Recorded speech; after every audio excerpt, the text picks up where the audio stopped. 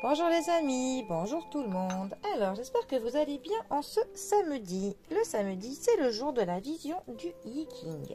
Le Yiking, qui je le rappelle, se pratique avec 24 baguettes ou avec des pièces comme ceci, avec 3 pièces, pour former des hexagrammes qui sont une succession de petits traits. Mais on en a fait des cartes oracles pour faciliter l'affaire. Alors... Et ces hexagrammes nous donnent pour le coup une petite philosophie à méditer dessus. Alors, sur quoi allons-nous philosopher ce samedi?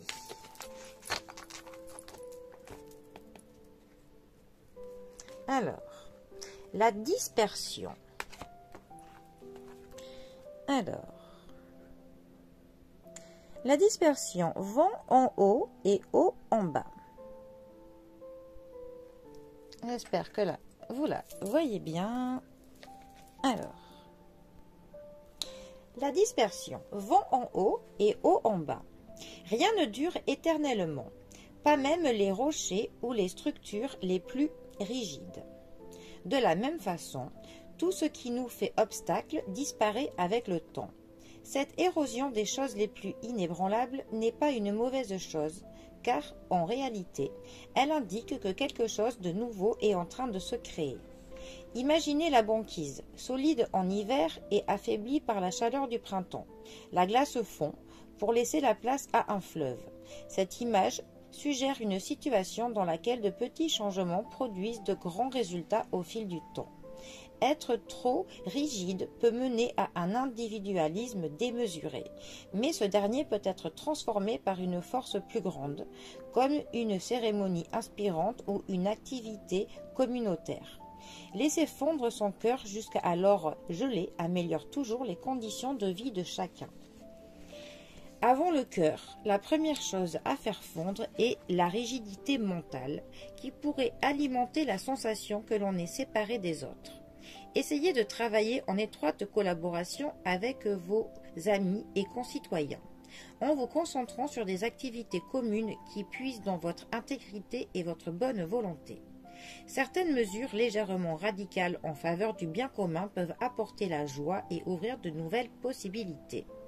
Les impulsions spirituelles, y compris le sens de la justice, doivent être honorées et mises en œuvre dès maintenant. De telles impulsions nous poussent gentiment vers un changement important et constructif. Si vous évitez de faire preuve d'indignation vertueuse ou de force agressive, vous pourrez surmonter votre impression d'être à l'écart des autres.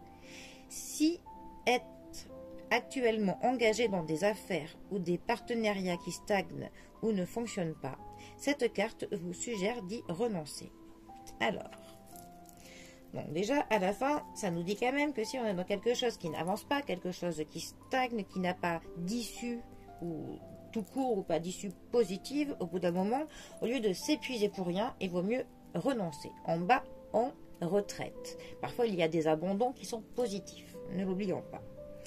Ensuite, effectivement, dans la vie, même les plus grandes choses, les choses les plus immuables, les plus solides, les choses qui sont solides comme... un roc, une montagne, et ben, même les plus grandes choses avec le temps s'érodent ou disparaissent. Effectivement. Donc en fait, au final, on ne peut vraiment être totalement sûr de strictement rien. Parce que même si par exemple une montagne va mettre des millénaires pour qu'elle s'érode, on dit, un petit peu.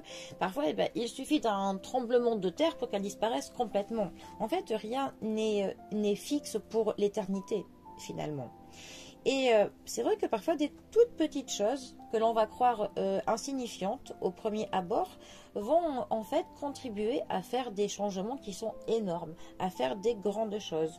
On a un petit peu pour le coup la notion de l'effet papillon, je trouve, dans cette conception. Et j'aime bien aussi quand il y a la phrase qui dit « Laisser fondre son cœur jusqu'alors gelé améliore toujours les conditions de vie de chacun. » Effectivement, parfois laisser un petit peu parler son cœur et ses sentiments peut ouvrir les portes à tellement de belles choses. Sauf que c'est vrai que par moments ça demande un travail hein, sur soi-même, de un petit peu laisser parler notre cœur, parce qu'on est dans une société où parfois il faut agir comme des machines. Finalement, on n'a même plus le temps de laisser notre cœur parler, parce qu'il faut que tout soit fait soit en automatisme, soit avec une réflexion qui va être poussée vers ce que ça rapportera, vers est-ce que c'est sécuritaire, enfin, vers pour le coup des considérations qui ne sont pas celles ni du cœur ni de la spiritualité. Donc c'est quand même bien dommage. On a quand même notre essentiel qui parfois s'envole. Donc c'est bien un petit peu de le retrouver de temps en temps, je trouve. Mais bon, en tout cas voilà, notre dispersion nous parle quand même que rien n'est gravé dans la roche pour l'éternité et que petit à petit, on peut faire changer les choses. Si on s'y met à plusieurs, si on s'y met de manière, enfin, avec tout son cœur, si on s'y met de manière, comment dire, dans la régularité, si on lâche pas notre affaire, tout simplement. Voilà. Mais bon, parfois donc, il est bien aussi de rallier les autres à notre cause, si notre cause est bonne. Voilà. Bon, et bien, les amis, vous me direz votre avis sur la dispersion. Je vous souhaite un très bon samedi, profitez bien du week-end et je vous dis à bientôt pour un prochain tirage. Allez les amis, à bientôt, bisous à tous.